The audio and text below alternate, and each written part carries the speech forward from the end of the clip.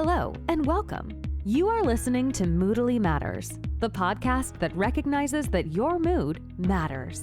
Every episode, we talk to a range of amazing guests with experience in some of the top organizations in the world, discussing work life at the crossroads of mood, well-being, and performance. Together, we aim to create better workplaces, one mood at a time. Let's get started with your host, Moodally founder, Erica First. Hello and welcome. I'm Erica First, your host of Moodally Matters. My guest today is Dana Kaplan, an educational coach for out-of-the-box learners. Having struggled within traditional learning environments as a child, Dana was forced to learn the art of speaking up for yourself and sometimes saying things that we might be afraid to say. Today, she shares with us her professionally and personally acquired skills on how to handle these so-called difficult conversations in your own world. And now on to the episode. Hi, Dana. Thank you so much for being here with me today. Thank you for having me. Could you introduce yourself to our audience, please? I am a retired classroom educator, now educator in the world. My focus is on helping parents and children of all ages, and because ultimately we are somebody's child at any space, and helping us all navigate how to fully discover who we are and accept all of us as a whole being, and also making sure that we're showing up as our authentic self and having uncomfortable conversations and stepping into places that are scary and knowing that we're not going to die on the other side. And really embracing the greatness that we're all given along the way, because everything is an experience. Awesome. Well, thank you for being here. Can you tell us a little bit about your career journey and how you ended in this exciting field that you're in now? I always knew that there was something missing in education, but I wasn't quite sure what that was. And the more I dug into it, it was really about my own personal journey, about realizing that I never felt like I fit in. I never felt like I was understood as a learner, as a person. And I knew that I wanted to do something different. I knew that not necessarily that I could do better, but I knew that there was something better out there, a different way that we could try. And then along my personal education journey, I experienced severe test anxiety and social anxieties and different experiences that were not necessarily spoken about, and very much, you're fine, go take a breath, go get some water, you'll be okay. And that's not always the case. And so my commitment to education grew even more when I went off to college and was expected to take an exam to get into the teaching school at the University of Wisconsin. And I did not do well. And that was devastating, like really, really, really devastating, because I felt like it was a nail in the coffin, confirming all the things I already knew, that we're so structured of putting everyone in a box that we're never going to actually get to know who we are and what we need and how we learn in so many spaces. And so with determination, I went to grad school and set off on my journey as an educator. Started in Atlanta, Georgia, in the Atlanta public system, working in the inner city schools, and then went off to New York doing the same and started multiple programs in New York. And what I discovered along the way, it was just continuous reaffirming of, it doesn't matter where you come from. We all have core needs, and it's to be seen, loved, valued, and validated. And when we are seen, we're then honored for the fact that we may learn differently. When we're heard, we're actually somebody's stopping to listen to us. When we're loved, it can look myriads of ways for us. And the validation that we're always coming back to is that because somebody is seeing and hearing us and loving on us. And what I took away from all of that is, if we can create a foundation in education And in any environment, not just education, but if we can create an environment where the culture is focused on self-awareness and compassion and curiosity, and collaboration, then we actually learn how to communicate. We learn about how we learn. We are out of judgment and into curiosity, full, like living in curiosity, because there's not just one way.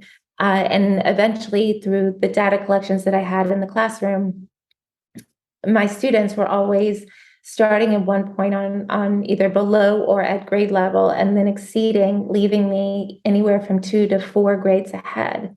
And that's a lot to be said. And the reason for it is because I was really paying attention to what they needed, which then allowed them to pay attention to themselves.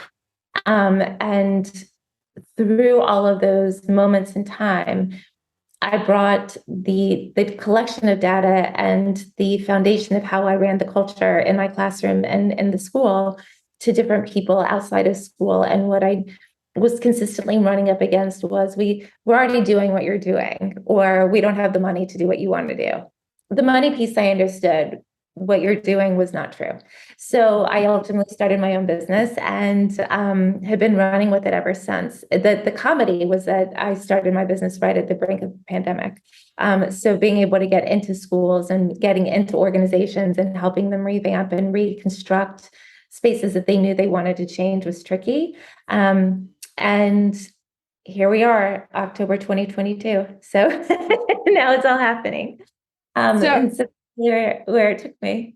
And so tell us a little bit about your company that you've set up and what it is you do, who your clients are. My clients are highly focused on children, specifically ages around 5, maybe younger, depending on what the parents need, but from 5 all the way through post-grad and into corporate. And the reason for that is because at any point in time, we can be triggered back into our younger self.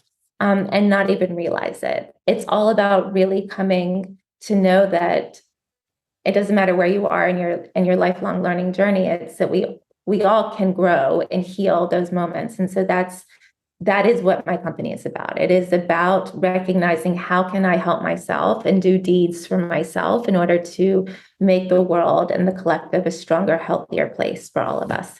And having uncomfortable conversations is one of my favorite pieces about it. Okay, awesome. And we'll get to that in 1 second. And you kind of answered this a little, but it's a question that I like to ask anyway. What is your personal and professional mission? I'm going to try and get through this without emotion. Without tears welling down my face. My personal and professional mission and passion in life is to bring holistic brain health to the forefront of everything we're doing. It is not about mental health. It is not about disabilities. It is not about labels and limits. It's about really and truly understanding, how does my brain work? And what do I need to make sure that my brain and my soul and my body are all connected, so that I am aligned in what I'm doing, and that I'm confident and that I'm compassionate towards myself. So holistic brain health is really the massive umbrella that pulls in all of the different areas that we're so quick to focus on, so that we can dismantle and deconstruct all of the stereotypes and stigmas that still are attached to mental health, or being given a diagnosis for your learning, or asking for help, or any of the spaces that are really uncomfortable, to make them more comfortable. Okay, that's awesome. And of course, it as most healers do, it comes from your own personal journey of recognizing what needs to be healed in the world. And you also kind of tuned into this a little bit before, but what does well-being mean to you? Well-being is self-awareness. It's really allowing yourself to be so in tune with yourself, and knowing that, allowing that internal voice to drive you. It's not your brain that's driving you. It's your body's voice talking to you. because our brain is so quick to tell you, no, you're fine, keep going. But it's our body that's going to tell you, wait a second, something's going on. You have a tightness in your chest, or you don't feel good, or you need to take a break. Even as simple as like paying attention to hunger pains, right? So the well-being is really that rich self-awareness with compassion. Okay, so like learning what you need and then being okay to follow through and give yourself what you need, whether it's physical, mental, or emotional. Absolutely. So the follow-through piece, it's really critical. Okay. And so kind of talking about your early childhood experience and the difficulties that you had in, as you said, like perhaps even being seen or being understood, and that these challenges were not necessarily recognized in other people, and there was no just push through, you'll be fine. Is kind of the starting ground or the seeding ground for sometimes having to have difficult conversations with other people, and how to express, what it is that you're feeling in a way to be taken seriously. And so today, your skill that you'll be sharing with us is how to create space to have a difficult conversation. And I love that we're calling it difficult. And right. And this actually came up in another podcast, is that things that are normal have been labeled difficult, but because we don't have the habit or the skills, the very basic communication skills, to be able to handle it in a way that is unemotionally charged for us. absolutely. And I think what I'd first like to offer is to look at what is difficult. What is difficult for you? And allow yourself to sit in that discomfort of the difficult. Because at the core, it's not so much that it's a difficult or hard conversation to have, it's that it's uncomfortable. It's really uncomfortable to come up and share something about yourself, or bring awareness to an experience or an event that you've been observing, right? And that is where the difficulty comes in. That is where we don't have the tools. So to first sit in this space of, I'm going to honor the fact that I am so uncomfortable having to go even use my voice, and how can I regulate my body so that I can have that conversation? Because that is the first and foremost space to be in. Where am I feeling the discomfort, and where am I feeling the difficult component within me of what is making it hard, what is making it, or what is preventing me from moving forward to actually communicate, right?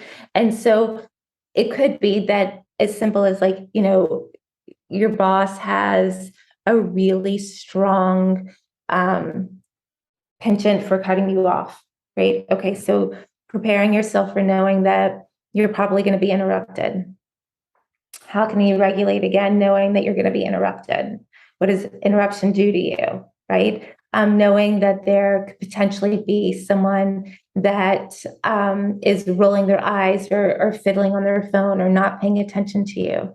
How can you again regulate your body, knowing that you can give yourself that attention that you need in order to continue on speaking?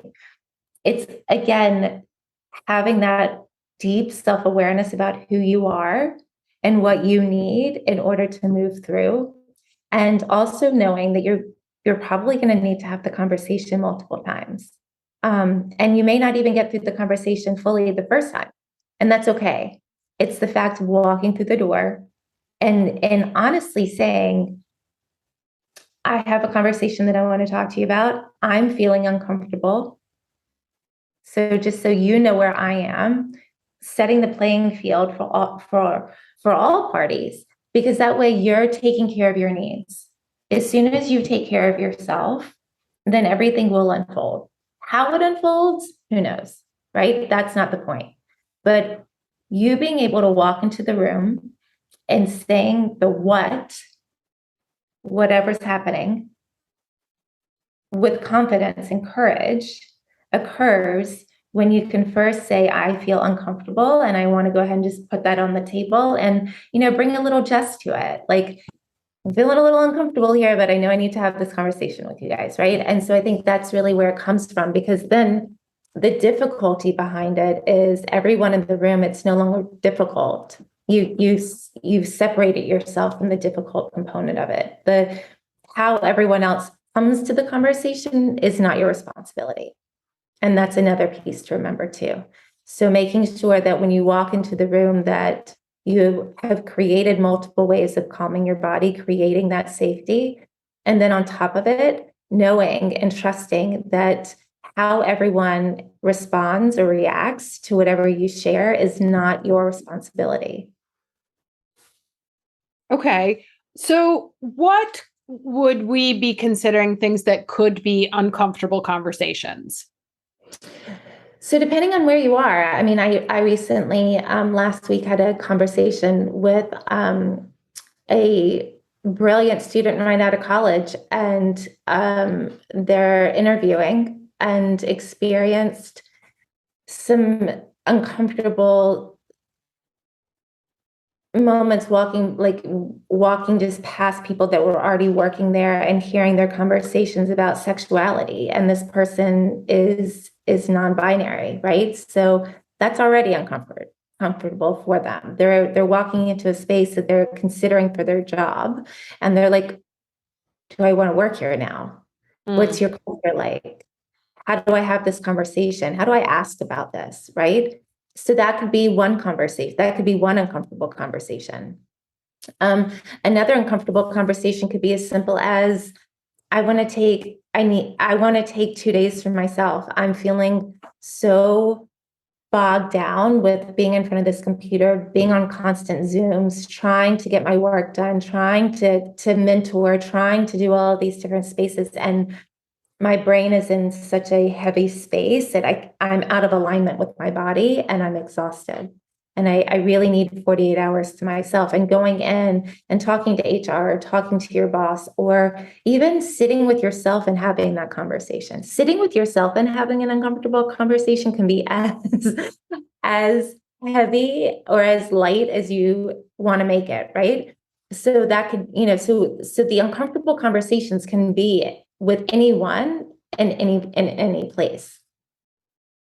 Do you think, because what I'm hearing in the type of conversations that they are, is that it's generally what makes it uncomfortable and what makes it difficult is that there's something that we need that we don't know how to ask for. Yes. Or we feel like we're not allowed to ask for it. It's a marriage of both. I would honestly say it's a marriage of both. What I've noticed recently as people continue to go back into work, it's that they're expected to show up face to face, 3 to 4 days a week. And that doesn't feel good to them anymore. But there's an expectation. And when you have an expectation that's not communicated as a dialogue, then the uncomfort comes in. That's when my needs are not going to be met. And I'm also scared to have that conversation with you because, look, not for anything, I could be fired. Then what? Yeah. Right. And so there's a lot of spaces to really consider when you're looking at what kind of a conversation do I need to have? How important is this conversation to me and for me and from me? What is it going to, how is my voice actually going to benefit myself? And in the bigger picture, how's it going to benefit others, right? Because I'm always thinking my actions benefit not only myself and others. And that's not how everyone thinks. And it's not right or wrong, good or bad, positive or negative. It's just how I function and how I work. And so it's really important for me to think, if I'm going to have this conversation, what is the best case scenario? And also, what is the worst case scenario? So I'm already preparing myself to know that the worst case are narratives that I'm creating in my head, because I really don't know what's going to happen. And the best case are also narratives that I'm creating in my head. And so being able to go into it, knowing that whatever happens, happens, and trusting that the people that you're choosing to work with, or you're choosing to have these conversations with, be it a friend, right? Be it anyone in your life. It's that you're trusting that they're going to give you the respect and the time to actually listen to what you want to share. And again, you may not receive what you need, and that's okay. It's knowing that you still put yourself first and that you still tried, because doing is the act of always learning and gaining something. If you don't try, you're going to fail because you don't know, right? Like, so for my philosophy around failure is you can only fail if you don't try. And so going in, you're going to take something from it. Okay. And so I'm just trying to work this out in my head, because obviously part of it is the need to express yourself. And that was sort of one of the first points that you said. If you see me looking down, it's because I'm taking notes. I'm not checking WhatsApp. So the first is to be seen, right? And heard. Yeah. And so, but then there's the third piece, which is validated. And as you say, it's not guaranteed in these uncomfortable conversations. You can guarantee the first two, that you can take charge of starting the conversation. You can open the conversation in ways that are respectful to you and to the other person. But it's not guaranteed that things go the way you want to.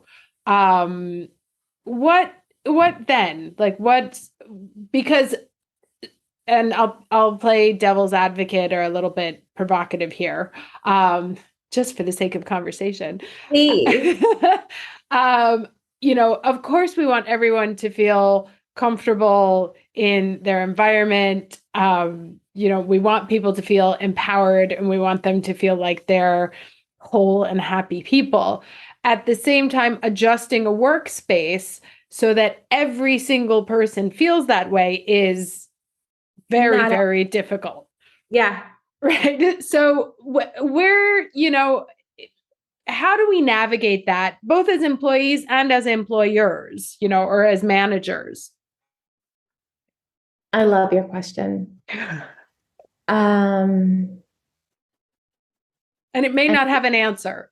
It actually, I love your question. And I also love the fact that I said, as a way to marinate, because more often than not, we use, as a filler. And I am intentionally thinking there's no perfect answer. Yeah. Right. There's no perfect answer, and there's no perfect scenario. I think when we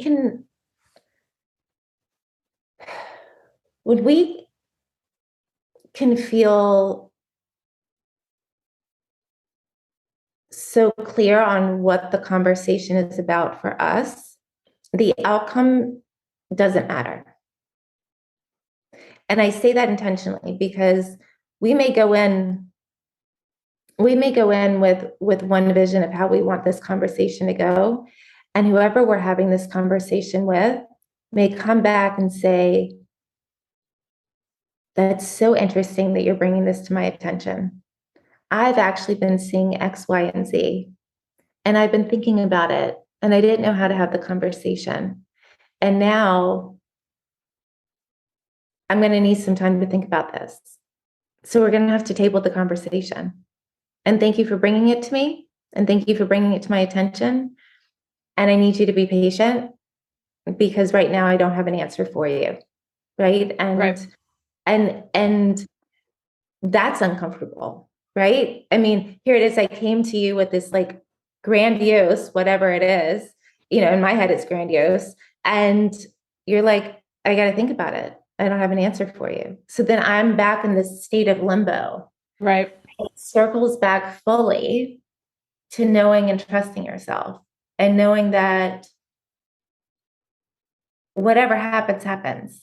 You cannot, regardless if you are a company of one or a company of 1 million plus, you're never going to please everyone. That's not your job. And if you're trying to do that, you're failing miserably, because Trying to please everyone is not your job. The only person you can make happy and the only person you can please is yourself. So trying to do all of that. Now, accommodating, creating accessibility and inclusivity, yes, that is always important. But when you come into a conversation or in a situation, you have to really think about the greater good.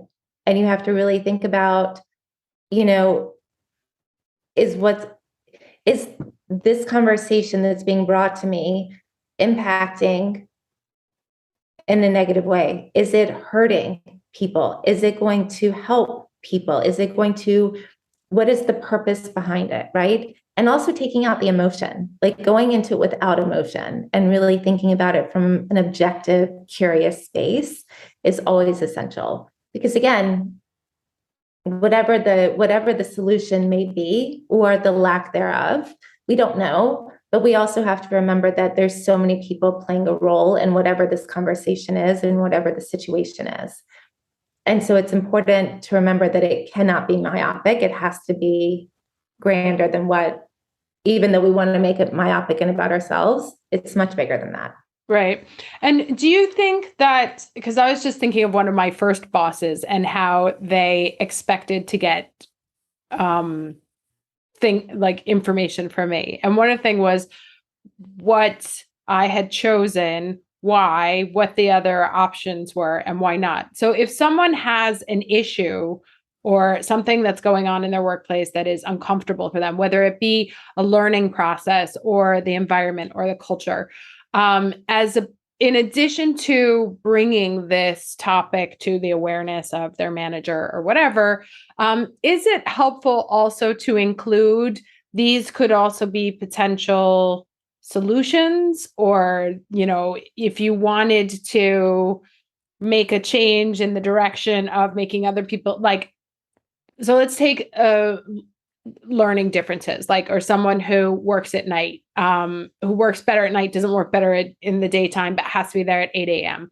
It's like, could you bring solutions together? It's like, you expect me to be here at 9. I work better at night. Is there a possibility of us creating 2 days a week, 3 days a week where I'm able to do this, and then the others, then I show up, where you actually come in, not just with the problem. I know as a former boss, I always got lots of problems. I didn't get lots of solutions, but already come equipped with something that would be helpful for you, or, that you're not just throwing a problem on the table, you're also bringing them a solution.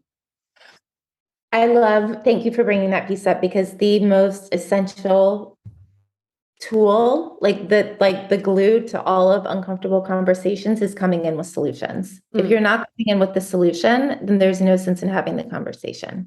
So any time you're coming into a conversation that you're like, this is uncomfortable because I don't like X, Y, and Z, or this isn't working, always have solutions. I don't have time. I am not an excuse person. I am not a problem person. I don't see problems. I see solutions. I see there's got to be a way that we can make this work. There must be a way that we can change something. Let's look at the bigger picture. Let's see where our loopholes are that we've completely missed. And that is the glue behind uncomfortable conversations. It's to make sure that you've got the solutions. And if you don't know how to create the solution, it's also really important to say that in the conversation. This is uncomfortable for me for a couple of reasons. One, because I don't know what the solution is, and I need help and guidance. And this is what I'm experiencing. One may or may not see it as a problem, right? Giving that space to what I'm coming in and sharing with you, you may not see as a problem at all. Maybe you see it as great. I need help though, right? And so to be very transparent, and I am key on transparency. There's nothing better than elevating communication and receiving what we all as a collective want and need than through compassionate, transparent communication. Yeah. And that's, I think that's probably where most of the uncomfortable comes from, is because we're, especially certain generations, we're never taught to Or just that your opinion didn't really matter and your well-being didn't really matter. And I think I think there's a big sort of tectonic plate shift in that happening right now. I literally saw that visual as you said it, and I was like, oh, that was a wonderful one. Yes, yes. And I feel the earthquake happening as you're just saying that. I also love the idea that you were saying of, be like, you may not see this as uncomfortable. Yeah, it's like, I'm not coming in here in an accusatory form, right? Like, you've been a bad boss because there's a chance that your experience hasn't led you to see this as something that it's an issue, but mine has. And also saying it's also uncomfortable for me because I don't have a solution. So I would love if we could collaborate, because I think that unless you had like a really, really bad boss, that conversation, because it's so honest and because it's so transparent, is something that a decent manager is going to be like, okay, let's try and figure this out together.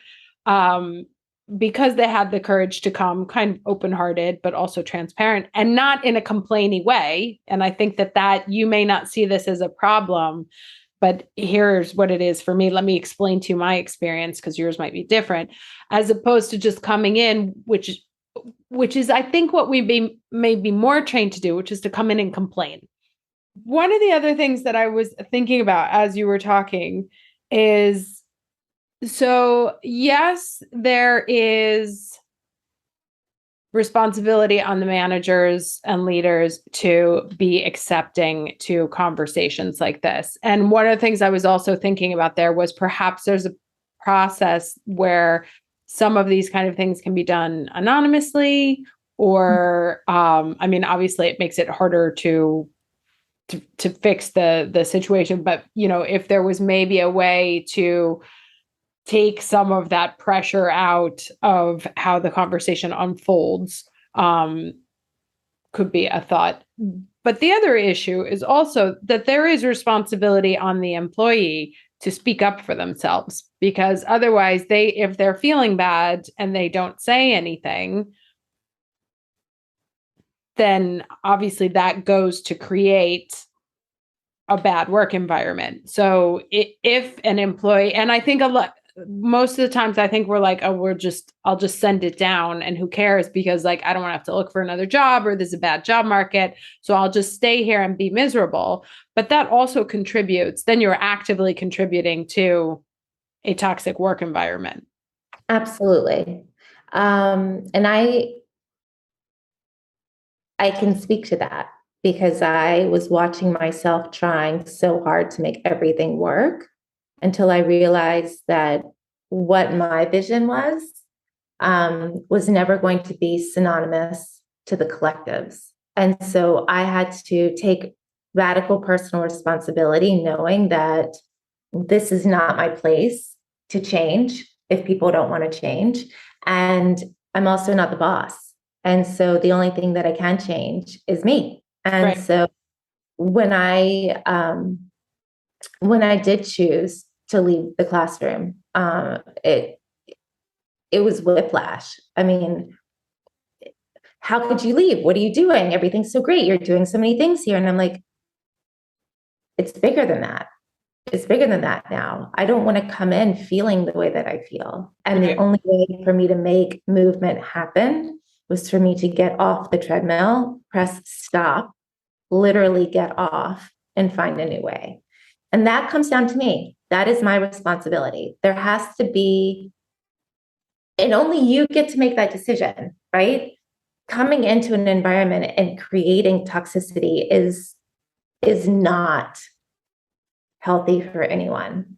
And so I was constantly checking with myself. I stopped going to, like, I think the last year, actually probably the last 2 years of when I was in the school, I never made lunchtime a priority for like socialization ever.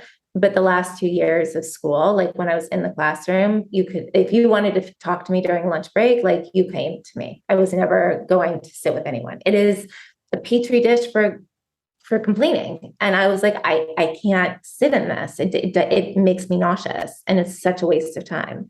And so taking that radical personal responsibility and making sure that I was doing what I needed to do for myself is part of the solution, right? And so until you're ready to make that change, until you have to consciously make decisions that are going to be helping you while you're still navigating a way out. And that's really important, because blaming other people for how you are and what's happening, it serves no one. Serves no one. And it's so low level energy, and it keeps you there that you're never actually going to see everything that's out in front of you and all the opportunities that are available for you, because your focus and attention is so in the complaining and in the ickiness. Right. Okay. This was, I'm going to want to stop because we could sit here and talk about this for hours. Yeah, I don't know. I didn't realize what it was. Can you share with everybody where they can get in touch with you if they're interested in learning more about your services? Yes, I am on LinkedIn. I have my own website, also Instagram. Really excited rebranding my website, so it's really succinct, going back to making things short and easy. Those are the places. Okay. And I'm sure there's a great chance that we could probably pass each other on the street too, and tap me on the shoulder. Okay. Well, thank you, Dana, so much for being with us. This was a fantastic conversation, really interesting and complex and nuanced, but I think we got some great tips out of it nonetheless. Thank you so much for having me. Thanks so much for tuning in to this episode of Moodally Matters. If you're enjoying the show, please feel free to rate, subscribe, and leave a review wherever you listen to your podcasts. We really appreciate that effort, and we'll catch you in the next episode of Moodally Matters.